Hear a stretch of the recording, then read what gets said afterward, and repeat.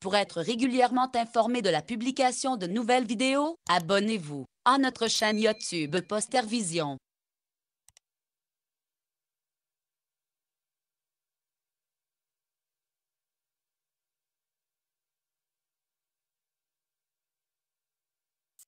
Donc, les déficits immunitaires, vous savez, ce ne sont pas des maladies fréquentes, bien entendu. Ce sont des maladies rares, c'est un groupe hétérogène qui comporte une anomalie du système immunitaire, soit de type quantitatif, soit de type qualitatif.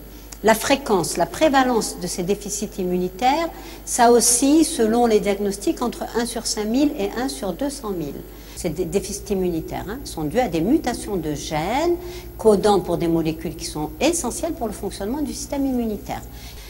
Juste pour rappel, donc, les différentes lignées, ici, la lignée B, les lymphocytes B, qui vont aboutir à un déficit de l'immunité humorale. Ici, c'est la lignée T, les lymphocytes T, qui vont aboutir à un déficit de l'immunité cellulaire. Et lorsque le défect se trouve en amont, il peut toucher à la fois la voie de l'immunité humorale et la voie de l'immunité cellulaire. Et qu'il peut y avoir d'autres atteintes, en particulier des cellules telles que les granulocytes, qui vont aboutir à un déficit des cellules phagocytaires. Et ça peut conduire à un certain nombre de maladies qui existent chez nous, parce qu'on en a fait le diagnostic. Ce sont des malades qui existent.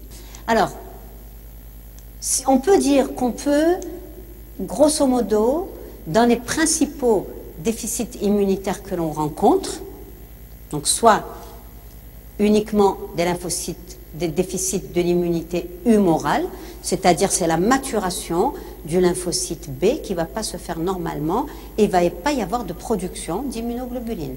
Donc ils ne vont pas être capables de produire des anticorps et donc ils ne vont pas être capables de se défendre contre les infections. Alors, lorsque c'est un déficit de l'immunité humorale, en général, les premiers symptômes apparaissent après un intervalle libre. Parce qu'à la naissance, jusqu'à l'âge de 3 mois, 4 mois, voire 6 mois, il y a encore les anticorps d'origine maternelle qui sont là et qui vont aider à lutter contre les infections. Mais dès que le taux des anticorps maternels vont diminuer, à ce moment-là vont se manifester les manifestations, les signes cliniques qui correspondent à un déficit de production d'anticorps. Et donc, cette notion de temps-là, elle est très importante, généralement après l'âge de 6 mois. Et ça correspond à des infections, à des germes pyogènes, des infections bactériennes, qu'elles soient ORL, sinusite, otite récidivante, pulmonaire, des infections pulmonaires, il fait une pneumopathie, 2 pneumopathies, ou il fait une pathologie de DDB, digestif, des diarrhées répétées, des diarrhées chroniques, des infections digestives importantes. Ça peut être des manifestations infectieuses plus importantes. Il a fait une méningite, ça va? Il fait une deuxième méningite, il faut se poser des questions. Il fait une méningite et 3 mois après, il fait une ostéoarthrite. C'est clair, il faut absolument rechercher un déficit immunitaire. Et quand on reprend l'histoire des malades que l'on a diagnostiqués, c'est exactement ça. Elle a un enfant qui fait une péricardite purulente, 4 mois après, il fait une ostéoarthrite, et 6 mois après, il fait une pneumonie. Et jusqu'à la pneumonie, personne ne s'est posé la question. Donc, dorénavant, quand c'est des infections qui sont sévères, il faut vous poser la question de dire « je dois vérifier que l'immunité de cet enfant est normale ». Donc les germes, je vous ai dit, soit c'est les germes pyogènes encapsulés, staphylocoque, pneumocoque, soit c'est certains germes, en particulier pour les diarrhées, c'est souvent des giardia et des lamblia. Ça c'est stéréotypé, hein, c'est vraiment juste pour faire un flash. Et les déficits combinés, lorsqu'il y a à la fois l'immunité cellulaire, c'est-à-dire la maturation du lymphocyte T qui ne se fait pas jusqu'au bout, et une anomalie sur la lignée des lymphocytes B, parce que c'est la cellule précurseur qui est anormale, donc sur les deux lignées, il y a une anomalie.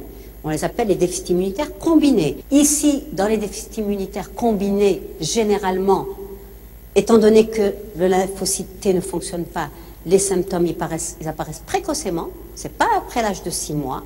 Généralement, c'est les premiers mois de vie, vers l'âge de 2-3 mois. Premier mois de vie, ils sont à peu près, ils vont bien.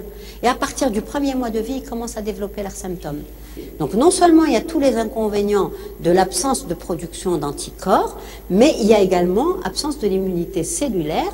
Et quand il y a absence de l'immunité cellulaire, c'est d'autres infections qui vont être plus fréquentes.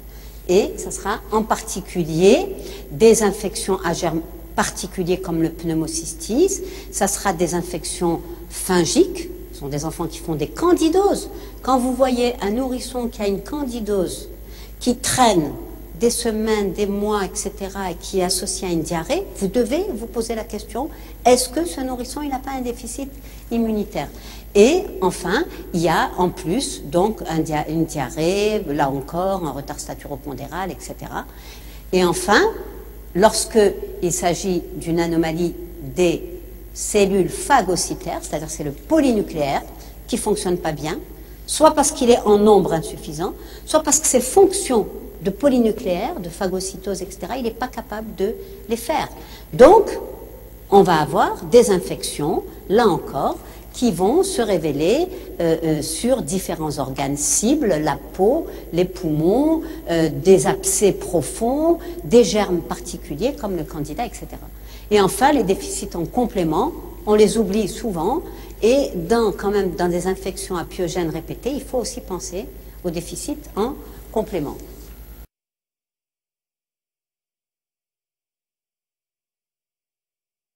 Merci d'avoir regardé cette vidéo. Abonnez-vous et partagez-la sur Facebook. À très bientôt pour d'autres vidéos.